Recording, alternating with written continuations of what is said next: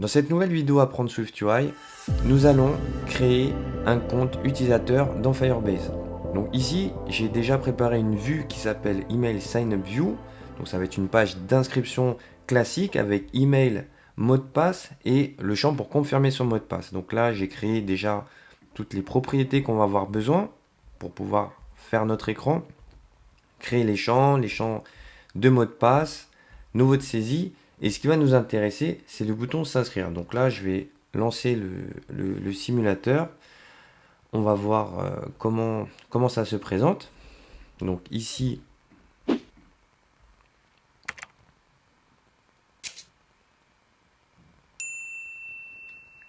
va voir comment ça se présente. Donc j'arrive sur mon écran. Donc là, on avait l'écran de connexion et on a en bas le bouton inscription. Donc c'est celui-là qui va nous intéresser. Donc quand je clique dessus, je vais pouvoir rentrer dans le processus. Si je retourne sur mon code, ce que je vais avoir besoin, ça va être d'implémenter la méthode de création de compte sur Firebase. Alors ici, je vais créer un mail utilisateur avec la méthode, donc l'objet hôte, ici. Et là, je vais pouvoir accéder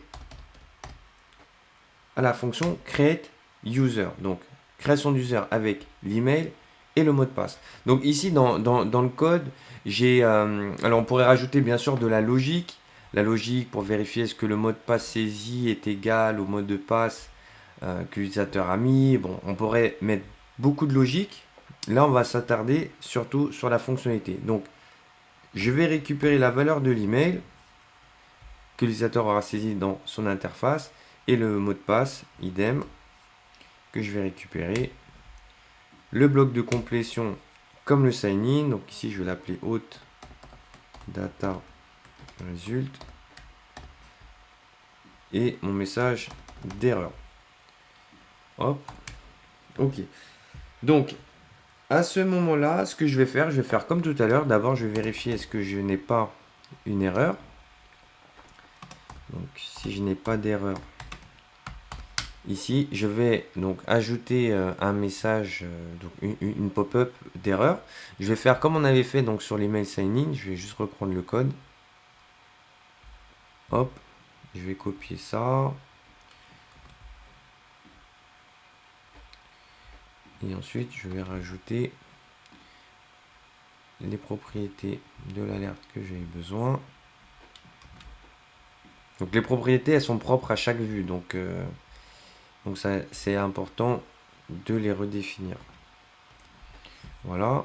Et ensuite, il faudra que je puisse faire appel à mon alerte.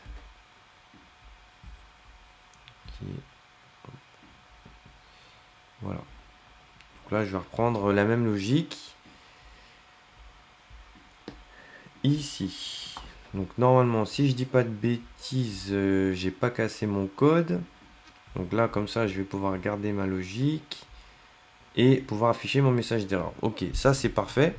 Maintenant, si donc j'ai une réponse qui a été validée, donc j'ai bien mon message et que mon compte a bien été créé, je vais dans ce cas-là faire autre chose. Donc là, je pourrais soit afficher la page d'après, la page de bienvenue ou emmener l'utilisateur sur le compte. Mais là, ce que je vais faire, je vais lui envoyer un mail. Je vais lui envoyer le mail avec ces informations. Donc là, je vais devoir explicitement appeler une méthode de Firebase.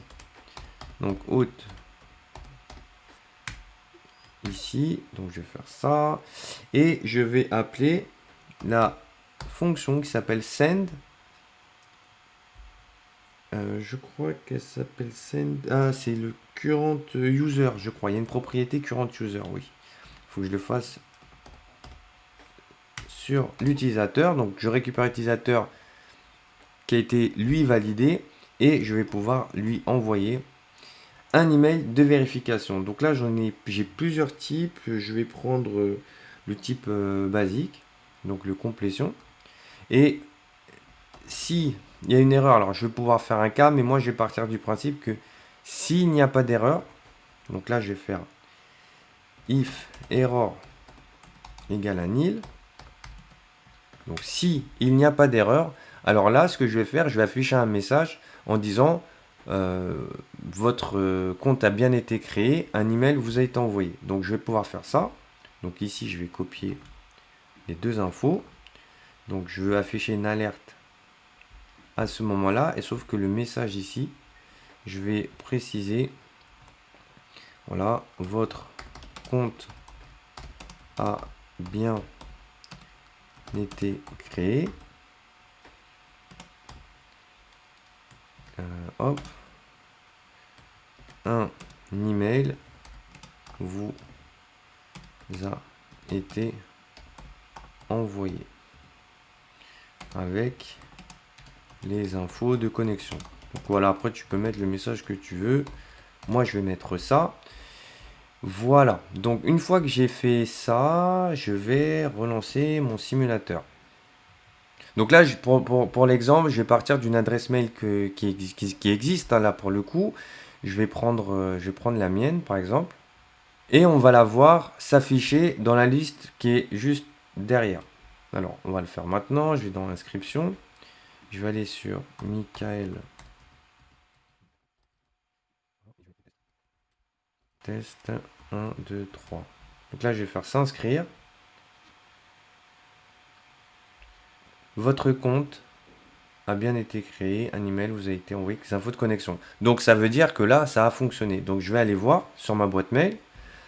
Je vais rafraîchir Firebase, donc la page avec mes connexions. Et normalement, je devrais voir le compte utilisateur qui a été créé. Donc on voit, c'est super. Il apparaît bien ici. Donc ça, c'est bon. Et je vais aller voir ma boîte mail. Et normalement, voilà, je reçois bien un message de Firebase avec les informations. Donc là, je vais cliquer dessus.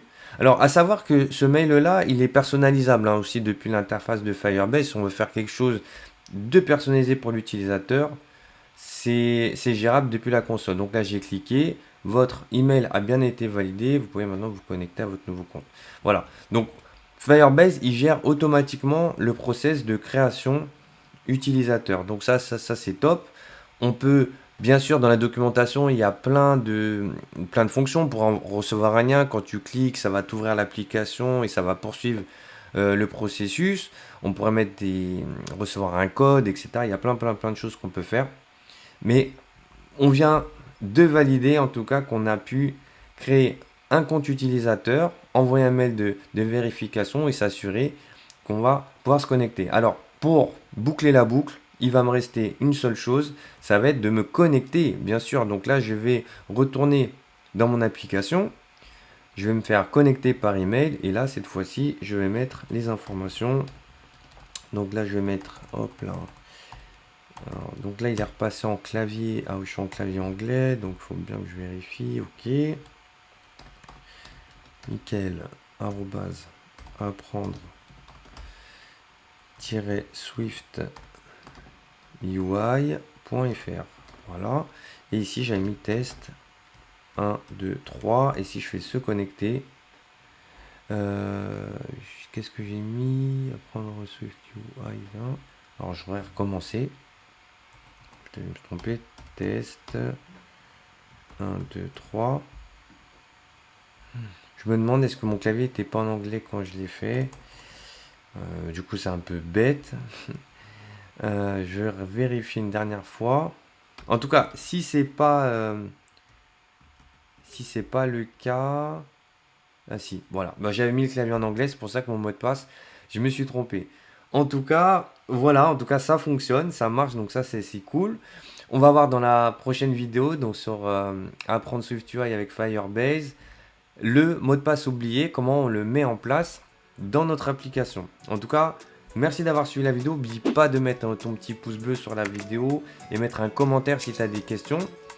Savoir si toi tu l'as implémenté aussi dans ton application, ça serait cool en plus que tu me le partages et qu'on puisse en discuter.